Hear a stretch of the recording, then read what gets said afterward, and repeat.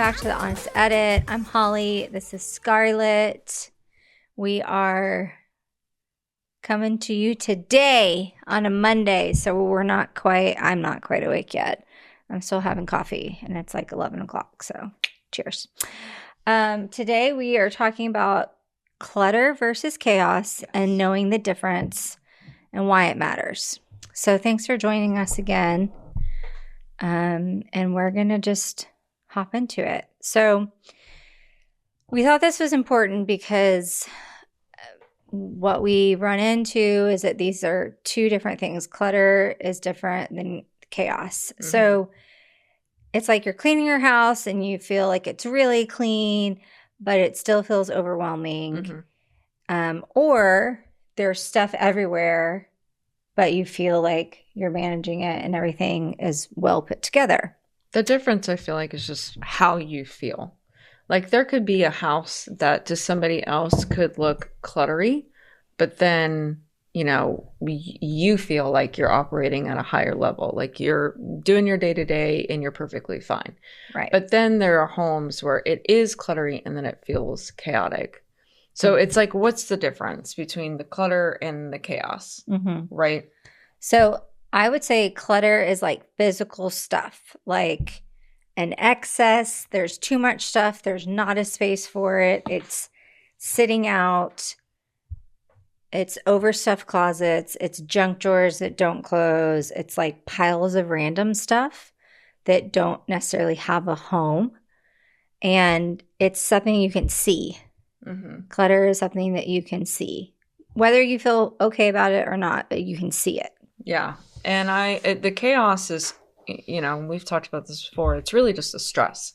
Is it stressing you out? Is there a particular space in your environment, work, home, whatever, that is just running in the back of your head that every time you walk past it, you're like, you can't breathe. You're just going, man, I feel overwhelmed.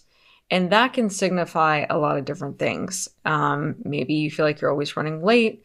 Maybe there's no quite identified routine. Again, you're always forgetting something. Yeah, you feel like there's the overwhelm. There's too many redundancies everywhere. You can't find something, so then you buy it, and then that creates the redundancies. You're starting things, but you're not quite finishing it. It's less about more what you see and more about how you feel. Right. What you actually are experiencing. So you can have clutter without the chaos, and you can have the chaos without the clutter. And we're going to break down what that is, and we're going to use our notes so my brain doesn't get jumbled. So scenario one, there's clutter everywhere, but it doesn't feel chaotic to you. So you've got a lot of stuff, but you know where everything is. Everything has a home, but it just kind of looks messy. So it doesn't look like that Instagram perfect, but it looks messy, but you feel fine about it. I feel like a lot, and this is my household, so I can say this, but I feel like a lot of ADD, ADHDers have sort of that messy, creative, they have to see everything. So there's that pile sort of situation, or they have everything out so they don't forget it. So their bathroom counters might look, you know, very cluttery to someone else, but they literally know this is my skincare, this is my AM, this is my PM, this is my hygiene, this is whatever. And then what's in the drawers is either like something as needed, or maybe it's more of a backstock situation, you know, or my husband, like he has his piles upstairs in his office. And to me, I walk up and I go, ugh, like you ruined my design. It was so pretty up here. And I want the magazine pretty, right? But that's his space. So like he's got his piles because he's like, okay, this is client one, this is client two, or I've got this over here for reference or whatever. And it's like his sort of day to day. Not that it couldn't be cleaned up by him, but it's just how he operates and his productivity. Right. It's how his brain functions. I feel like my husband's the same way. His upstairs art / workout / studio room, there's stuff everywhere, but it's a lot of working projects, and so he has stuff out because he's working through it. But to me, it's like, whoa, I couldn't find anything. So when you are feeling this way, if it's working for you, if the clutter is actually working for you, and you're using those systems of having things labeled in their home and in their home might be on a pegboard and everything be out there, or on your kitchen counter and everything be out there. That's fine. So if it's working, then that's okay. That's valid clutter because it's not making you feel crazy inside. Mm-hmm. So scenario 2 is that it's not cluttered, but it's chaotic. Mm-hmm. And so this one actually really surprises people, I feel like, a lot. So their house looks very put together. It's very magazine worthy, but they feel like they're drowning, or they feel overwhelmed when they come into a space. Yeah. And I actually have a friend like this, that her home is very well put together. I mean, she has kids, so like there's kid stuff out, but like she stays up at night thinking about her kitchen cabinets. So there's a clean counters, organized spaces, but the routines are missing. Yeah. They're always behind, and they're, I'm not saying they as my friend, I'm saying in general, you get to the door and you're like, shit, I don't have my shoes, or like, where are my keys, or whatever. And it's great because you don't have a bunch of shoes by the door, but also that's not functioning for your brain. That's not creating a habit and, a system that's creating chaos in your brain that you're like, I'm going to be late. So that's the difference. Let me move my pages here. Well, while you're moving your pages, I mean, I have a client like this. I feel like it can be a multitude of things. It can be where, okay, this is the time where we need a refresh. And her house, she's an interior designer. Her house is gorgeous. It's very much a magazine and the way she likes it. And every time I come in, or she brings me in, which I'm so thankful for, and she's been a long-term client and almost like a friend at this point as well, because you have those clients for such a long time that you start developing those friendships. And I go, what the hell am I going to do today? Because in my brain, even as an organizer, I'm like, her house is pretty wonderful. It's like small things that we're doing, and we end up hitting 5 or 6 spaces in her home because it's really not that bad, but it could be a scheduling thing for her. It could be she's the only one adhering to those systems. It could be, it's time for a refresh and some things have changed, some interest has changed, the season has changed, and she's feeling that overwhelm. And so it's almost like a benchmark to her that when she's feeling that overwhelm, okay, it's time to reprioritize or figure out what we're doing now, and she needs that extra bit of help, so, and it's just funny because in my brain, I'm like, her house is just so wonderful and beautiful, but I get there and I do see her process. I see where she just feels better, that she's gaining that extra help, number 1. Number 2, she's getting the refreshes that she needs. And number 3, she's kind of going through the motions and identifying, okay, what's priority now? People aren't adhering. Let's give them a fresh start, whatever. And I think that the refresh is a really big thing that we do with clients that we've been seeing for a while, because yes, we'll create these systems for you that actually work, but there's also, the season change, like you said, or there's something else going on in life and you're like, I can't adhere to this habit to keep this system up right now. Right.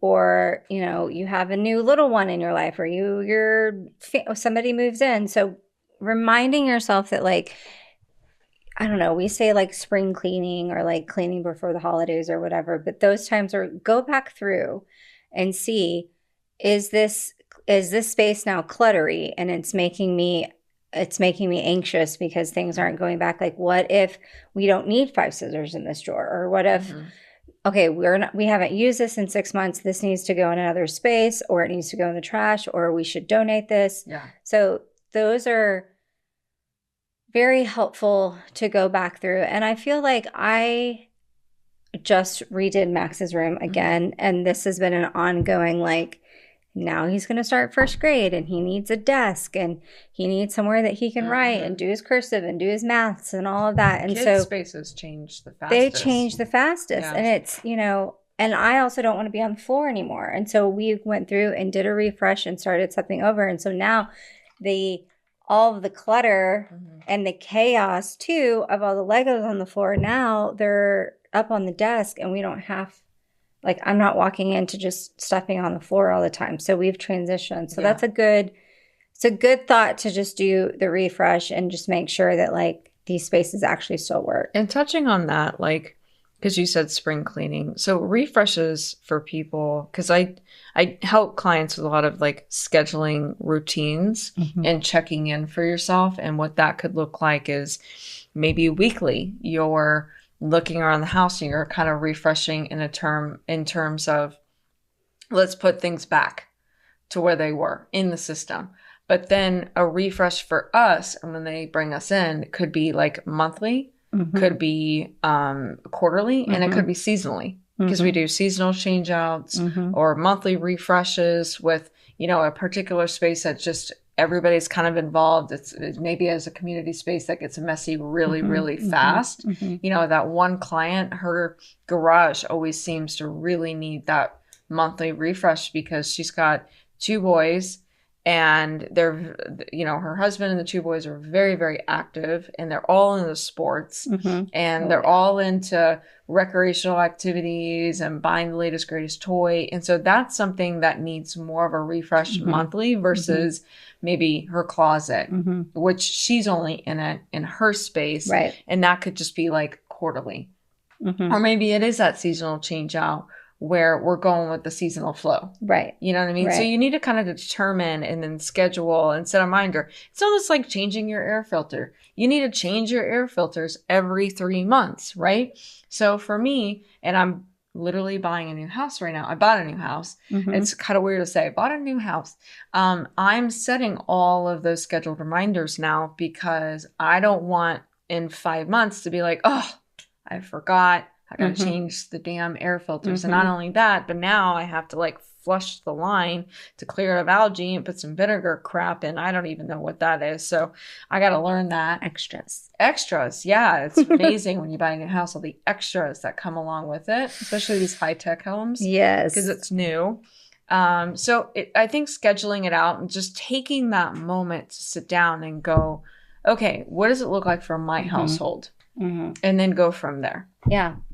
Absolutely. And I think that those refreshes too could just be if there's a space that you struggle with, then just like you said, like there's community space and everybody has in it, then make it a family thing or make it, you know, if you don't have kids running around, make it you and your partner, make it more frequently. Like every 3rd Sunday, we're going to sit down and we're going to go through this and it'll save you time in the long run. It'll save you time and stress in the long run.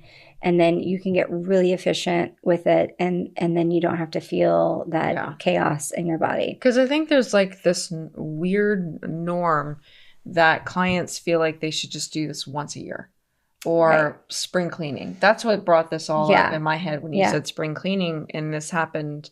I had a conversation, I want to say not even a month ago, where a client was like, man, I just feel like we did this last year. Why are we doing this again? And I'm like, girl, I'm like, this is normal. Right. You know, you have to figure out what makes sense for you. Are you going to do this seasonally? Should you do this monthly? Should you revisit with your family and do this like weekly to stay on top of it? Right. Or it'll roll into our scenario number 3. Which is you're both cluttered and chaotic. And it feels so overwhelming because it's coming from both directions. So this is where most people are. They have too much stuff. When they call us, they're like, I'm maxed out. So they have too much stuff. They're always cleaning, but nothing ever stays done. And they're just overwhelmed. Right. And, you know, it's funny, whenever they get kind of to that point, I see where even if they have like a cleaning crew that comes in or a housekeeper, or maybe a family member, you know, and all the systems kind of break down because then the cleaners really can't do their job efficiently. So then they're starting to be looked at as if they're not doing their job, but they can't just shift stuff, you know, just to clean it. It makes it difficult, makes it hard. And then it doesn't really nobody get knows, cleaned. right. No, it causes a lot of friction. Nobody knows where anything goes. The day-to-day chaotic, and you feel that overwhelm and you feel that stress because then at that point you just give up and the piles just get worse and worse and worse, you know? Raise your hand if you clean before the cleaning crew comes. Yeah. Am I cleaning or am I just putting stuff back where it goes into its home? So I really love, that's why I love Julia with Clean Pros that Oh, Clean Place Pros. Clean Yeah. Place Yes. Pros. We've adopted her. That's why I love Julia with Clean Place Pros, because we can actually sit down with the cleaner that's coming into the house and show them these are the systems. This is where the kid shit goes. This is where the dog stuff goes. Everything's labeled. And so I don't necessarily have to do a tidy before they come because I have a relationship with them and they know how the household works. And it's easy for them to say, oh, this, chew toys out, but I know that this is the bin where the dogs keep their stuff. Unless you're a real minimalist, you don't have to tidy before, right? And I've literally never run into that before. But I also run into families saying, oh, we just, we canceled the cleaner or we're delaying it because the house is just a wreck. And it's like, these are things that you can work out with this person because they want it to be efficient too for their time. So that's maybe that's a whole nother episode of how to have those conversations or how to get things really working before when you're working yes, house staff or whatever. So, well, we're going to feature, shout out Clean Place Pros. We're going to feature Julia for sure in a few episodes. And I think that would be an amazing conversation to have, the cleaning versus the organizing, and then also how they can coincide and work together and create that balance within a household. So it's just very efficient. Right. Yeah. So these are the 3 scenarios that you could possibly be in. And if there's a 4th one that we missed, let us know. Yeah. But what to do instead of just spinning out is diagnose first. So before you organize or you declutter, figure out what the actual problem is. And that's where we come in a lot. Is it too much stuff? Did the system not support it? Do you need to really revisit how you work in your home? One of my favorite things to do with clients is to actually watch them move through their room. Yeah. How they operate. Because Tell me where you get stuck. Yeah, they're naturally going to operate while we're working with them in their home, or they'll go move something, or I'll watch them and they just think we're just standing there. But a lot of times I'm literally like, my wheels are turning going, okay, she's right-handed. Okay, she picked that up. Okay, why is she taking that over there? Okay, well, if we're shifting that pile, what's going to happen to that pile later? Like, we're taking all of these mental notes and we're seeing, there's no right or there's no wrong. It's just we're gathering the information so that, 1, we don't have to ask you a bajillion questions because it already feels like a lot of questions. And 2, so that we can see kind of what works for you and what doesn't. Because sometimes you'll see something online and you'll go, that'll work for me. And you trial and error it. And it really doesn't. And so you need to evaluate how you operate, what your habits are, your household. Everybody in my household operates way differently than I do. Right. And there's going to be a little bit of compromise to that as well. So don't get so frustrated. Just sit down, have these conversations, prioritize, figure out, is it scheduling? Is it structure? Is it too much crap? Is it something where it needs a refresh more often? Boy, that was a hard sentence to get out. And just start small. Start in a small space so you can see, time-wise, how long is it going to take? What's your bandwidth on things like that? You don't want to get overwhelmed in the process because then you're not going to want to do it. You're going to procrastinate. Exactly. So you just want to start small, see how far you can get, see what you can accomplish, then keep scaling up to a bigger space or the community space. Start in yours first, too. Yes. For sure. Don't just overhaul. Like, for instance, if my client in her garage episode where all the boys and the husband is in it, she had started there, I feel like she would have gotten discouraged real quick. What is it like? Put your oxygen mask on first. So clean up your stuff and get really clear on what you need to work on or where your stuff is, because that'll give you more bandwidth to work on those other spaces. So one thing that we run into a lot is that people just have too much stuff. You can't organize excess of stuff. If you want to put it in a box and send it to storage and pay $100 a month to store stuff that you don't necessarily You'll forget need. about. Yeah. You're just wasting you're wasting your money, but you're also wasting like your sanity of like it being in this box. It's just here like, oh, I'm going to have to go through this box and then I'm just going to pay to make it go away. It's like, oh, I'm just going to send it off and I'll deal with it later. Yeah. Well, why don't we deal with it right now? Right. Because later is not correcting the system problem, the routine problem, the habit problem, the prioritizing or how you want to organize it. It's really identifying what do you need, what do you want in your space. Don't send it off to do it later. Do it now. I think that storage is great for temporary. If you are temporarily moving and you don't have somewhere to put your stuff, put it in there. If you have a boat that doesn't fit on your property, great. Put it in storage. But for just stuff that is just clutter that you're holding on to for no reason, you got to go through it. You got to figure it out. You got to at least pare it down because then maybe there's a space in your house and you can save that money over time. So no amount of organizing will fix too much stuff. Yeah. And we're not knocking storage units. Like they're great. They're great when and there's a lot of reasons, and we could probably do a whole damn episode on storage. We should. That's great. That's a great episode. Talk about when and when not to use a storage unit. Okay. So basically, if you're feeling like you have clutter, but you have no chaos, then just keep doing you. Maybe you need a small tweak. Maybe you need a small change. Maybe you need something like, if the bathroom counter's got all your little piles, maybe you just get like a little tower and the tower holds your categories. Yeah. Something like that. Keep doing you. But if you're feeling like everything looks magazine pretty and you're feeling the chaos and the overwhelm and the stress, then you need to identify what really is causing that. And then lastly, if you got both, 1, hire us. 2, start small. Figure out what works for you. Get rid of the stuff that you don't need. Or, not toss it, like donate it. Give it to a friend. Give it to a family member. Excess is always going to feel overwhelming.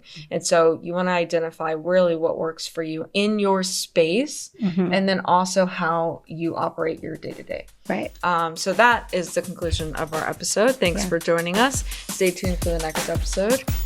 Peace out. Talk to you soon. Bye. Guys.